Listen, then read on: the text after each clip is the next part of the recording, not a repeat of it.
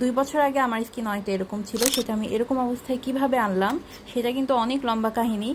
আপনারা শুনেই বুঝতে পেরেছেন 2 বছর হয়ে গিয়েছে আমার এরকম অবস্থা আনতে।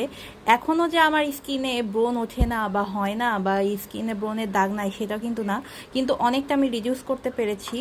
সেটার জন্য কিন্তু আমার অনেক এফোর্ট দিতে হয়েছে। এটা ওভারনাইট কোনো কাজ না। আপনার স্কিন থেকে ব্রণ উঠলে সেটা যেতে বা তার স্কার বা তার স্পট যেতে যে কতটা সময় লাগে শুধু যাদের অ্যাকনে প্রোন স্কিন তারাই জানে।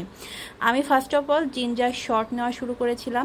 আর অবশ্যই শাক সবজি ফল মূল পানি বেশি বেশি করে খেতে হবে, হাইড্রেটেড থাকতে হবে, স্ট্রেস ফ্রি থাকতে হবে। যদিও আমার পড়ালেখা স্ট্রেস টেনশনের জন্য যদিও দুই একটা চলে আসতো পিম্পল, তারপরও কিন্তু আমি সেটা স্কিন কেয়ারে কিছু ফার্মেসি ক্রিম অ্যাড করেছিলাম, যেটার ডিটেলস ভিডিও আমি কিন্তু পরবর্তীতে দিব। এটার ইউজ প্রসেস কিন্তু আছে। অবশ্যই এটা কিন্তু মলমের মতো ব্রণের উপর ইউজ করলে হবে না। So stay tuned. আমার ইউজ প্রসেস আমি ফুল ডিটেলস একটা ভিডিও করব, সেটার জন্য অপেক্ষা করুন। আমি খুব শীঘ্রই আপনাদের জন্য নিয়ে আসবো। বাই।